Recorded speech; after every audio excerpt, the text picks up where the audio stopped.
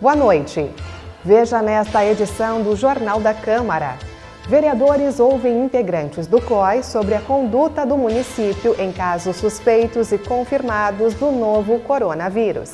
Todos os vereadores presentes puderem fazer as suas perguntas, tirar as suas dúvidas, fazer as sugestões.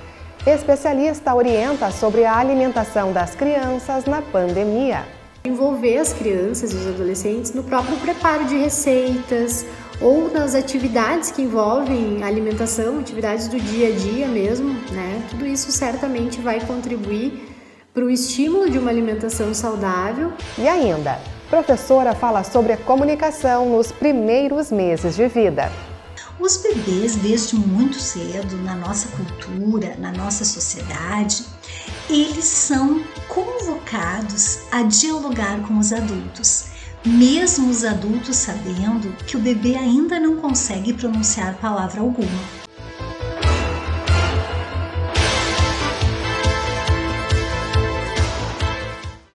A primeira edição do Jornal da Câmara desta semana inicia repercutindo a reunião entre os vereadores e o Comitê de Orientação Emergencial, formado para o enfrentamento da pandemia do novo coronavírus. A secretária municipal de saúde e outros médicos que integram o COI puderam esclarecer as principais dúvidas acerca da conduta com casos suspeitos e confirmados da doença. E após esta atividade online, o presidente Saul Spinelli conversou conosco. Sempre que há uma reunião com pessoas envolvidas na comunidade de Passo Fundo, como são os integrantes do COI, os vereadores, o próprio município que estava participando da videoconferência, ela é produtiva e positiva e necessária. Eu acredito que sim, todos os vereadores presentes puderem fazer as suas perguntas, tirar as suas dúvidas, fazer as sugestões, o Ministério Público participando através da doutora Cristiane Cardoso e do doutor Cassiano Cardoso, né? Então eu acredito que foi muito positiva. Tiramos ali dúvidas a respeito do hospital de campanha, da questão dos tratamentos, dos medicamentos, da letalidade, da mortalidade, da comparação com outros municípios, né? Dos números técnicos, da posição dos médicos, também dos avanços que tivemos, das curas que tivemos. Então, eu acredito que esta reunião ela não é a primeira e não será a última, porque nós haveremos de enfrentar aí muitos ainda desafios para combater a questão da pandemia. Todos nós temos que cuidar para que a gente não retroaja na questão, por exemplo, da bandeira vermelha ou até a bandeira preta, fechar o comércio. Não é interessante nem para os empresários, mas principalmente para a comunidade. A comunidade de Passo Fundo perde muito com o fechamento do comércio, com a paralisação da economia. Então, para isso, nós precisamos fazer a nossa parte, diminuir as reuniões, diminuir as aglomerações, não fazer jantas, não fazer encontros. Por quê? Porque a transmissão, ela muitas vezes não prejudica aquela pessoa que fez a reunião, que fez a aglomeração, porque o vírus vai passar ali pelo corpo daquele cidadão sem deixar nenhum resquício. Só que, infelizmente, o contágio a pessoas com problemas de saúde e até idosos faz com que os hospitais acabem superlotando. E isto é o grande problema. Foi na Itália, foi nos Estados Unidos, né? Foi em outros países, em outras cidades. Ou seja, o tratamento era possível, mas quando chegou lá faltava leito de UTI, faltava medicamentos e com isso causava problema. Então é simples, pessoal. Não é fácil, mas a gente tem que fazer a nossa parte. Por isto que se cada um fazer a sua parte, usar o álcool gel, usar a máscara, evitar aglomerações, nós vamos ter sim o contágio, mas num ritmo menor e num ritmo possível do atendimento, tanto na rede básica de saúde, quanto e principalmente nos hospitais. Importante dizer que a Câmara já aprovou projetos de repasse de verbas para os hospitais, repasse de verbas para o município das emendas impositivas dos vereadores, compra de máscaras de acrílicos, entrega dessas máscaras para os hospitais. Também fizemos e objetivamos também agora a entrega de quase 4 toneladas de alimentos que serão entregues nos próximos dias para assistência social distribuir nos bairros e vilas. A Câmara tem feito, através de todos os mandatos dos 21 vereadores, a sua parte, tanto nas reuniões de comissões quanto na sessão plenária. Estaremos agora analisando e votando projetos da UPF, da IMED, que dão contas a um trabalho nos bairros e vilas de Passo Fundo, que é uma proposta do Executivo Municipal. Então é isso, é união, diálogo e atitude. O vice-presidente do Legislativo Municipal também participou desta reunião online e, a nosso pedido, gravou um vídeo comentando a forma que os pacientes estão sendo acompanhados pela rede municipal, ressaltando que Ronaldo Rosa também é o líder do governo na Câmara. Importante encontro de autoridades de saúde do nosso município, juntamente com a Câmara de Vereadores, onde, em especial, tivemos a oportunidade de ouvir a secretária de Saúde, a Carla Beatrice, onde trouxe alguns esclarecimentos sobre algumas polêmicas que surgiram ultimamente aqui na nossa cidade, especialmente com relação à liberação ou não por parte do município da utilização, recomendação de alguns medicamentos no combate ao Covid-19 e também as orientações que estão sendo dadas principalmente no CAIS da Petrópolis, que é a unidade de referência no atendimento às suspeitas de Covid em Passo Fundo. Então, ficou esclarecido que tudo que foi comentado e que se espalhou muito em redes sociais não procedia, segundo a secretária. Em nenhum momento o município ele barrou qualquer tipo de medicamento, até porque a secretária disse que isso cabe ao médico, é o médico que decide, o município não tem o poder de dizer para o médico que tal medicamento não pode ser ministrado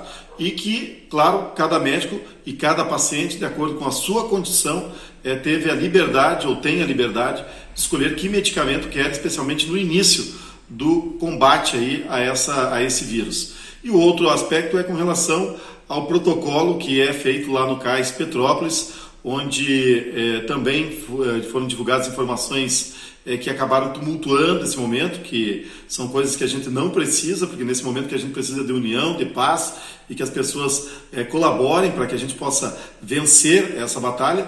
E a secretária esclareceu que todos os protocolos, todos os procedimentos, eles estão sendo seguidos à risca o que vem, tanto do Ministério da Saúde como a própria Organização Mundial de Saúde. Então, Passo Fundo está cumprindo todos os requisitos necessários e agora nós esperamos que a nossa cidade ela possa reagir diante dessa pandemia, que os números de casos de contágio comecem a diminuir, que a Secretaria de Saúde continue fazendo o trabalho que vem fazendo e tentando melhorar cada vez mais para proteger a nossa população. E se você tem criança em casa, não perca o próximo bloco. Nós vamos falar sobre a comunicação nos primeiros meses de vida e também apresentar dicas para desenvolver bons hábitos alimentares. Nós já voltamos.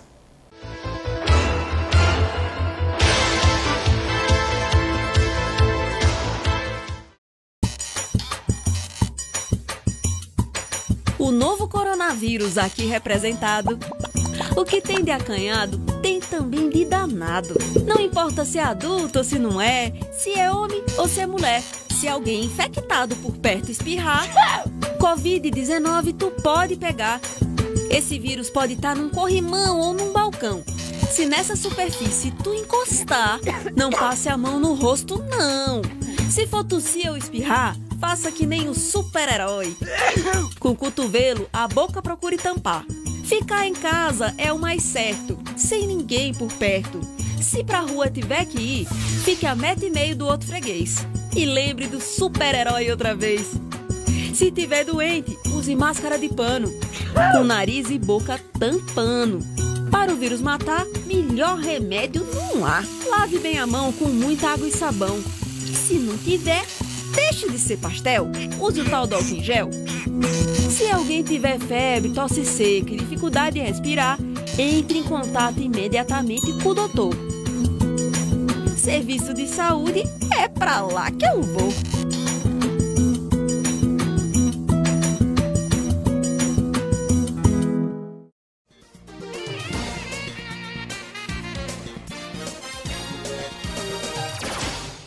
Das lágrimas da Mãe Preta surgiu uma fonte. Essa é a lenda do chafariz, localizado na rua 10 de abril, esquina com a Uruguai.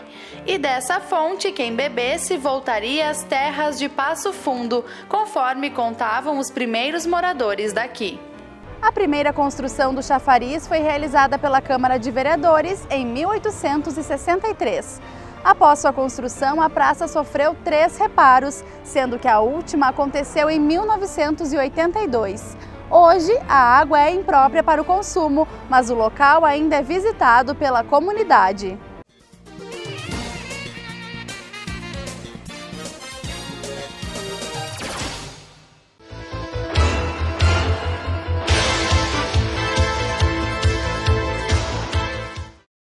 Manter a alimentação equilibrada neste período de pandemia é um desafio, mas sabemos que é fundamental para fortalecer o sistema imunológico.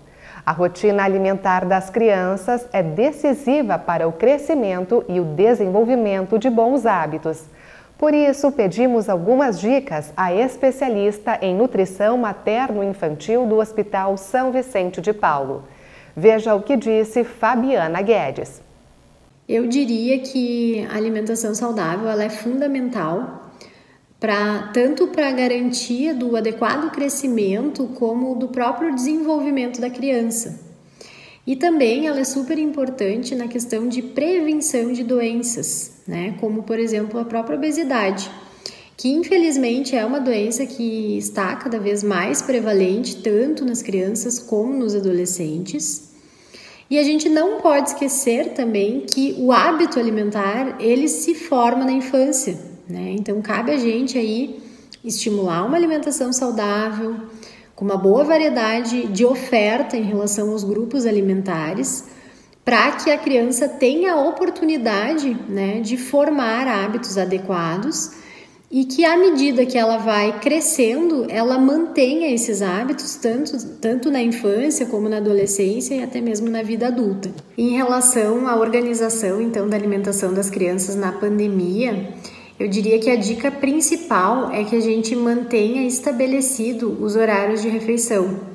Isso vai contribuir para que eles mantenham uma rotina alimentar e também para que a gente consiga ter um controle maior em relação ao tipo de alimento que vai ser oferecido e também a própria quantidade que eles vão acabar consumindo dos alimentos, né? Então é fundamental que a gente mantenha horários para cada refeição. Outra dica importante quanto à organização é a gente ter cuidado em relação aos alimentos que a gente vai ter em casa, né? Então, se a gente não tiver assim grande variedade de alimentos que tenham um teor maior de açúcar, de gordura, de sal, né, e que estes estejam em livre acesso para a criança e para o adolescente, isso vai ficar muito mais fácil de a gente também organizar a rotina da maneira mais adequada, pensando numa alimentação saudável.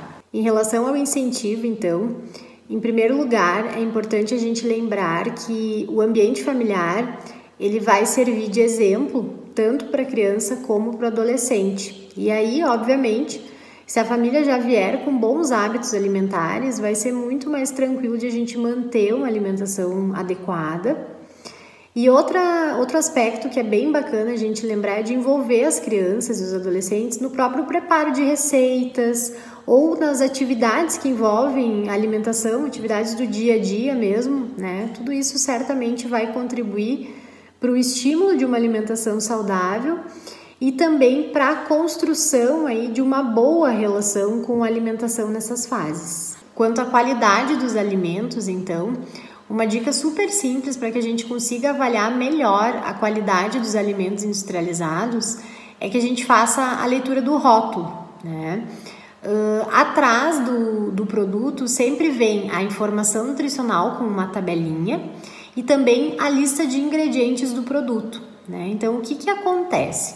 O primeiro ingrediente que aparece nessa lista é o ingrediente que está em maior quantidade naquele produto. Então, se a gente observar, ao fazer a leitura do rótulo, que os alimentos mais prevalentes, ali, os primeiros que aparecem, são açúcar, gordura, sal, carboidratos mais refinados, a gente já consegue ter a percepção que esse é um alimento de baixo valor nutricional, né, e que não deveria fazer parte da rotina alimentar em si da criança ou do adolescente. A infância é o período da vida do ser humano em que ocorrem os maiores aprendizados, e a linguagem é uma destas realizações. No vídeo da Escola de Extensão da UPF que vamos apresentar agora, a professora de letras fala acerca da comunicação da criança sob o olhar da linguística. Se você convive com crianças, você já deve ter percebido que elas desde muito cedo são convocadas a comparecer na linguagem. Como assim comparecer na linguagem? Comecemos pelos bebês. Os bebês, desde muito cedo, na nossa cultura, na nossa sociedade, eles são convocados a dialogar com os adultos, mesmo os adultos sabendo que o bebê ainda não consegue pronunciar palavra alguma. O que acontece? O adulto, muitas vezes, essa é uma cena doméstica bastante comum na nossa sociedade, ele conversa com o bebê e faz perguntas para esse bebê. Obviamente que o bebê não responde, porque ainda não tem uma língua para fazer isso, e o adulto falseia as respostas do bebê, ou seja, reserva na interação um espaço a ser ocupado por esse bebê, mas que ele mesmo, adulto, ocupa como uma espécie de teatralização da resposta do bebê. Ora, essa cena, para a maioria das pessoas, é uma cena lúdica, é uma cena insignificante. Aos olhos da linguística, essa cena é extremamente potente. Por quê? Porque ela já consegue garantir para esse bebê um espaço de fala. O que para nós, pesquisadores da área da linguagem, é fundamental. Afinal, trabalhamos com uma máxima que é a seguinte: falamos com outros que falam. Ao reservar esse espaço de fala para o bebê, o adulto, na verdade, já está reconhecendo na criança, no bebê, um sujeito de linguagem, um sujeito com potência para ocupar esse espaço de dizer, o que é bem importante para o seu desenvolvimento. No deslocamento dessa criança na linguagem, um pouco mais tarde, ela vai vivenciar outras experiências de linguagem. Vai contar histórias, vai narrar histórias, acontecimentos reais ou imaginados. No entanto, ela vai fazer isso à sua maneira. Ela vai tomar formas da língua que ela ouviu dos adultos ao seu redor e mesmo de outras crianças, e ela vai usar essas formas da língua de um modo muito particular no seu projeto de dizer. Isso muitas vezes acaba incomodando e até preocupando os adultos que convivem com essa criança, porque há aquele mito de que a criança não fala corretamente ou ainda não consegue pronunciar determinadas palavras. Ora, isso aos olhos da linguística é extremamente normal e um fato interessante do desenvolvimento da criança na linguagem. Por quê? Porque nós entendemos que a criança se apropria da língua que lhe é apresentada pelos demais do seu convívio, mas se apropria dessa língua à sua maneira. E isso promove o que nós estamos chamando aqui de experiência da criança na linguagem. Mais tarde, quando ela chega à educação infantil, ela vai vivenciar interações mais complexas com outras crianças, que envolvem outros enunciados, outros vocabulários, outras formas de arranjar essa mesma língua. E aí a criança tem então uma expansão muito maior da sua propriedade de linguagem. Nessas agências, como as escolas de educação infantil, são extremamente importantes as atividades com canções musicadas, as rodas de conversa, justamente porque colocam a criança em relação com a língua, em relação com o outro com quem ela está se comunicando. Obviamente que nós estamos falando aqui de crianças ouvintes. Se estivéssemos falando de crianças surdas, o processo é o mesmo, mas com uma diferença bastante importante, que a criança ouvinte vai ter acesso a essa língua, que é uma língua vocal, via estímulos, via relações vocais. Enquanto a criança ouvinte vai precisar de uma língua de sinais, uma língua cujo acesso vai se dar por meio de recursos visuais. Mas isso já é tema para uma outra conversa. Por ora, se você se interessa pelo tema da linguagem da criança, podemos continuar essa conversa em outros momentos. E estas foram as informações do Jornal da Câmara de hoje. Obrigada pela sua companhia, uma boa noite e um ótimo início de semana.